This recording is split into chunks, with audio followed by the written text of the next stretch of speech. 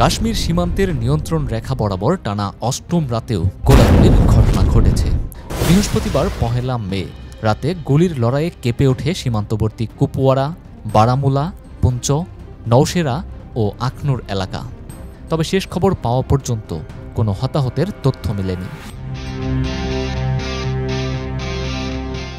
ভারতীয় সংবাদ মাধ্যম এনডিটিভির দাবি, বিনা উস্কানিতে পাকিস্তান সেনাবাহিনী এ হামলা চালিয়েছে। বৃহস্পতিবার রাতেও সীমান্তের বিভিন্ন চৌকি থেকে ছোট অস্ত্র ব্যবহার করে গুলিবর্ষণ করা হয়। পাল্টা জবাবে ভারতীয় সেনারাও গুলি ছোড়ে। তবে এ বিষয়ে পাকিস্তানের পক্ষ থেকে এখন পর্যন্ত কোনো আনুষ্ঠানিক মন্তব্য পাওয়া যায়নি।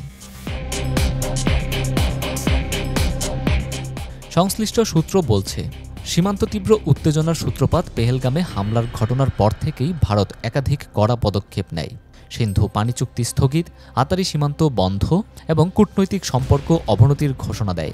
জবাবে পাকিস্তান ভারতের উড়োজাহাজের জন্য আকাশসীমা বন্ধসহ সব ধরনের দ্বিপাক্ষিক বাণিজ্য বন্ধ করে দেয়।